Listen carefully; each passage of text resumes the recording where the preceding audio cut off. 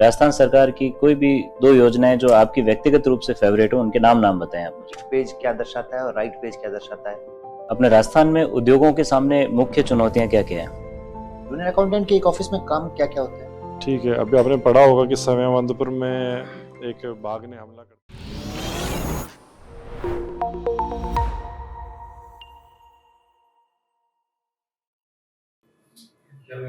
Please cover. Right here. Thank you.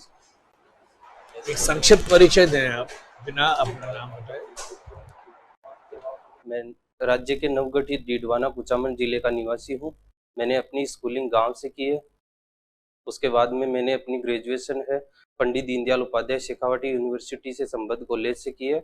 उसके बाद sir मैंने एमए पॉलिटिकल साइंस से किया है, जो वर्धमान महावीर खुला विश्वविद्यालय है। तो उसके बाद सर वर्तमान में मैं कनिष्ठ लेखाकार के पद पर कार्यरत हूँ और अर्थेनवेयर पोल्ट्री मेकिंग मेरी हॉबी है। गुड। पॉलिटिकल साइंस के बारे में थोड़ी बात करें।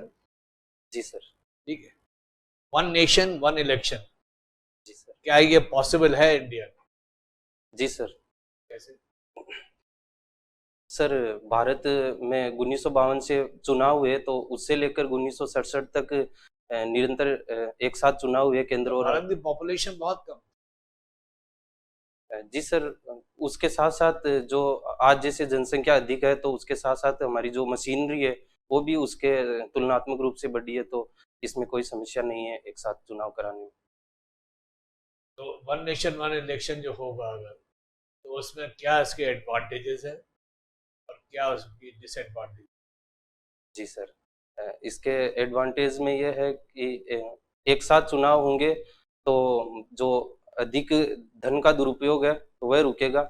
इसके अलावा जो केंद्र और राज्य में लगातार जो आचार संहिता कोड ऑफ कंडक्ट लगता है, उसके कारण कई कार्य बाधित होते हैं, तो उसमें सहूलियत होगी। इसके अलावा एक साथ चुनाव कराने से जो सीमा सुरक्षा बल या फिर अन्य जो कार्मिक है उनको अपने प्रशासनिक कार्य करने में सहूलियत होगी। इसके अलावा इसके नेगेटिव इफेक्ट ये है कि ये संघवाद की भावना के खिलाफ बताया जा रहा है। इसके अतिरिक्त एक साथ चुनाव कराने में जो मशीनरी है, जो सुरक्षा बलों की एक साथ नियुक्ति करने में दिक्कत आ सकती है। चलिए, इसके साथ साथ और क्या क्या चीजें आप सोचते हैं कि इलेक्शन में बदल देनी चाहिए? कैंडिडेट्स कितनी कॉन्स्टिट्यूंसी से खड़ा हो सकता है, और क्या क्या चीजें आप सोचते हैं जो नैतिक तौर पे होनी चाहिए? जी सर। वर्तमान में दल बदल से संबंधित कानून है उसको और अधिक इफेक्टिव बनाया जाना चाहिए, ताकि इस प्रकार की घटनाएं ना हो। इसके अलावा सर जो अभी आधार से लिंक करने का मामला भी सुर्खियों में है, तो उसको आधार से लिंक कर देना चाहिए, जिससे जो फेक आईडीज है वो कम से कम हो। इसके अतिरिक्त चुनाव आयोग को अधिक स्वतंत्र या निष्पक्ष अपने कार्यों में निष्पक्षता लानी चाहिए, ताकि आमजन का विश्वास मेरा आखिरी क्वेश्चन आपसे, क्या ये नैतिक तौर पर सही है कि एक कैंडिडेट दो कॉन्स्टिट्यूएंसी से खड़ा हो? जी सर, ठीक है। कानूनी तौर पर नहीं, नैतिक तौर पर। जी सर, नैतिक तौर पर इसमें यह कहा जा सकता है कि क्योंकि दोनों जगहों से चुनाव लड़ने के बाद में यदि वो जीतता है उम्मीदवार, तो उसे अपने एक क्षेत्र से अपनी सदस्यता त्यागनी पड़ती है। इलेक्शन कराना पड़ेगा, फिर वन नेशन वन इलेक्शन का हुआ तो 2 इलेक्शन हो गए। इस प्रकार की घटनाएं कुछ ही उम्मीदवारों द्वारा की जाती है, बाकी एक क्षेत्र से चुनाव लड़ते हैं अधिकतर। Thank you sir. Didwana Kuchaman से आप बिलोंग करते हैं। जी सर। कब बना ये नया जिला? ये सर 7 अगस्त 2023 को। अभी टोटल कितने जिले हैं? अभी सर 41। बीच में इनकी संख्या मैक्सिमम कितनी हो गई थी? 50। तो ये 9 जिले कम क्यों किए गए? जी सर, राज्य सरकार ने श्रीमान ललित के पवार जी की अध्यक्षता में एक कमेटी गठित की थी, जिसका कार्य था इन जिलों के गठन को लेकर समीक्षा करना।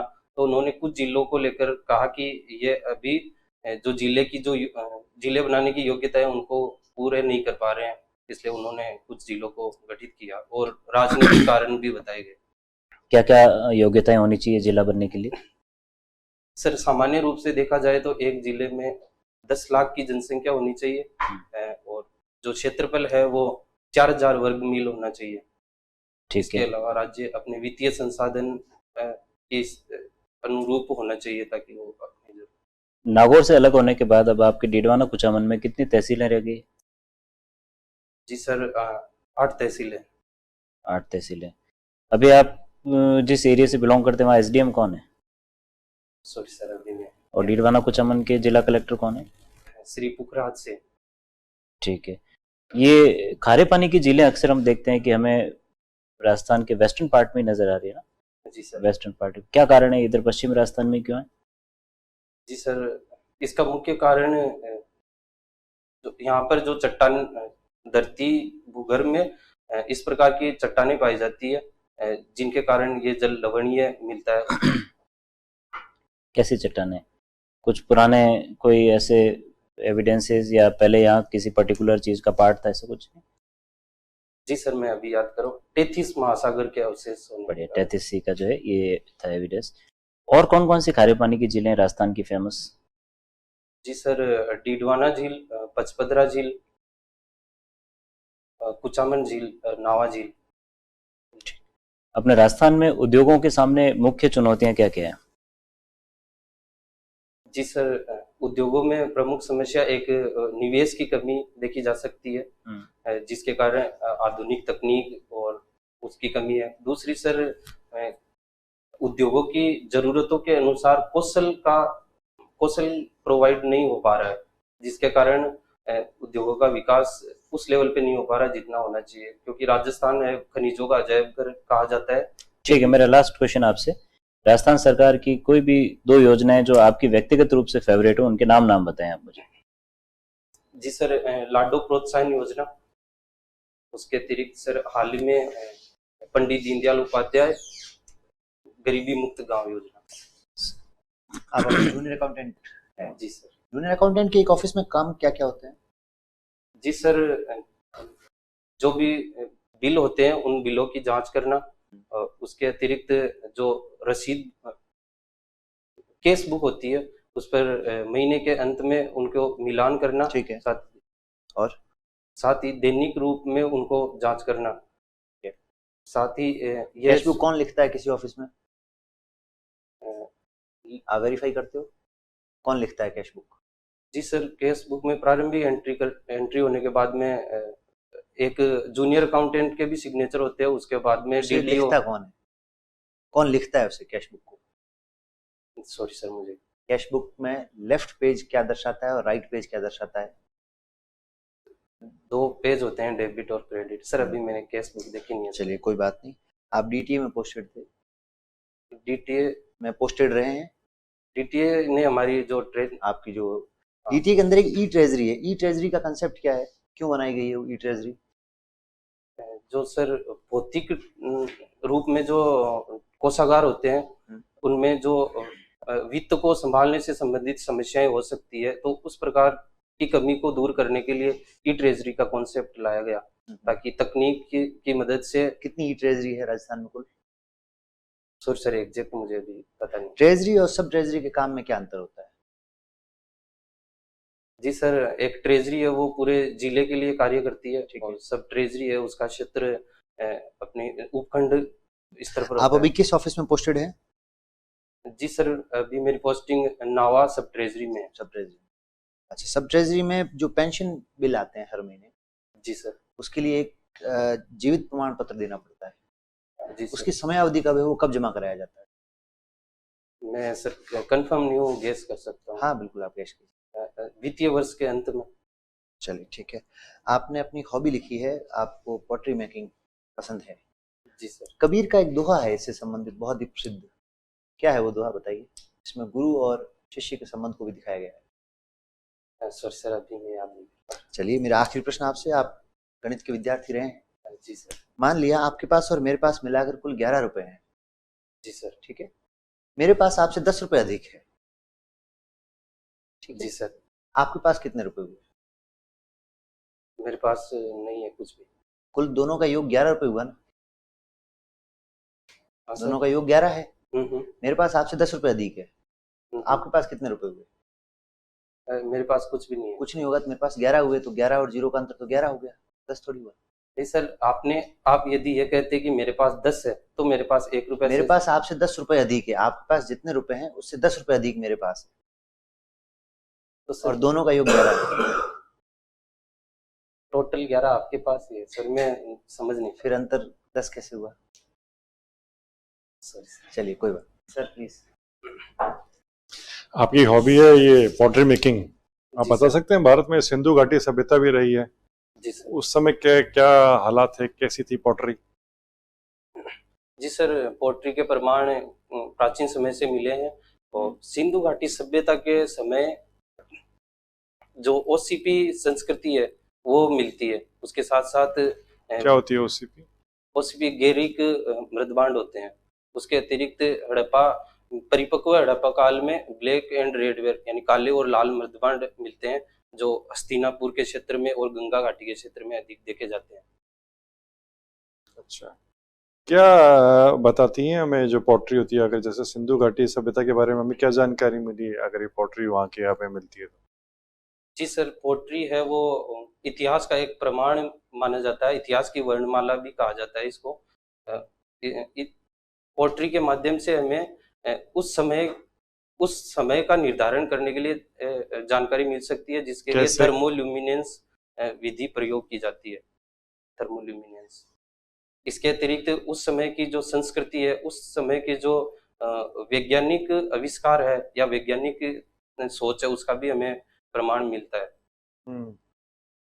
अच्छा, आज के टाइम में हम किसको कैसे क्षेत्र को जिंदा रख सकते हैं पॉटरी मेकिंग को, अपार्ट फ्रॉम कि ये हमारे घरों में पानी स्टोरेज के लिए काम आती है, और क्या क्या काम आ सकते हैं pottery making? Pottery making sir मुख्यतः ग्रामीण क्षेत्र में पीने के पानी के लिए प्रयोग की जाती है।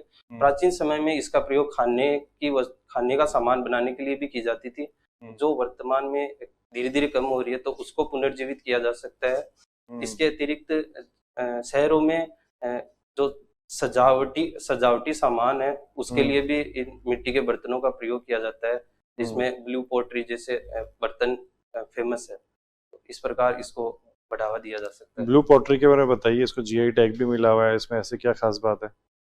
जी सर, ब्लू पोट्री की एक विशेषता है कि इसमें मिट्टी का प्रयोग नहीं किया जाता। इसमें अन्य सामग्री है, जैसे क्वार्ट्ज है, इनका प्रयोग किया जाता है। साथ ही इस पर जो ग्लेज की जाती है नीले रंग की, जो कोबाल्ट ऑक्साइड के कारण होती है, इसके वजह से यह अधिक आकर्षक दिखाई देती है। अच्छा, तो ये भारत में ही इसका इजाद हुई या फिर हमने बाहर से कहीं सीखा ये? जी सर, मुगल काल में यह बाहर से लाई गई थी, और उसके बाद में दिल्ली से ये राजस्थान में प्रचलित हुई। अच्छा, आप पॉलिटिकल साइंस के स्टूडेंट हैं। जी सर। अगर मूल अधिकार और जो राज्य की नीति निर्देशक के ये तत्व हैं, इनमें अगर कॉन्फ्लिक्ट हो जाए, विवाद हो जाए, तो हमें किसको प्राथमिकता देनी चाहिए? जी सर, सुप्रीम कोर्ट का 1980 का निर्णय है, जिसके माध्यम से उन्होंने कहा कि केवल 39 ख और ग उनको लागू करने के लिए हम आर्टिकल 19 मूल अधिकार है उसको नीचे रख सकते हैं।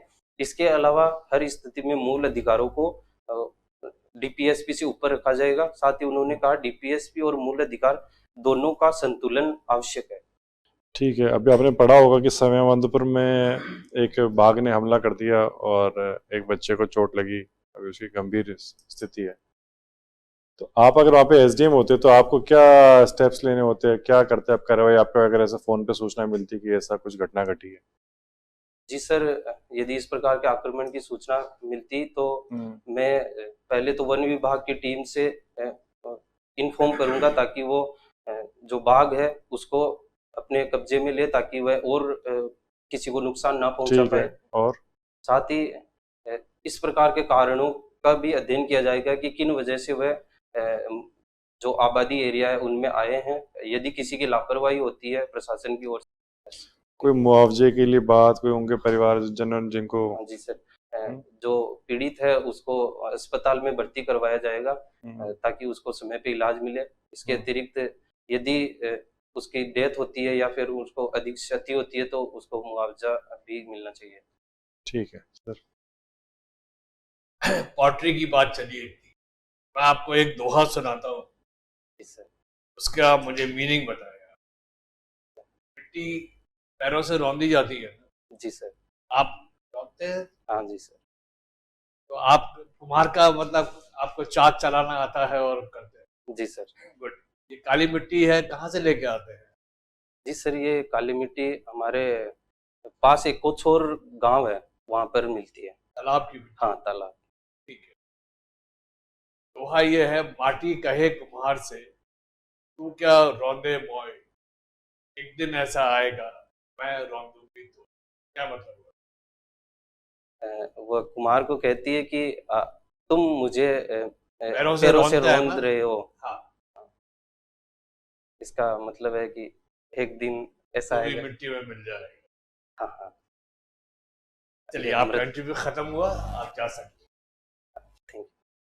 Thank you sir.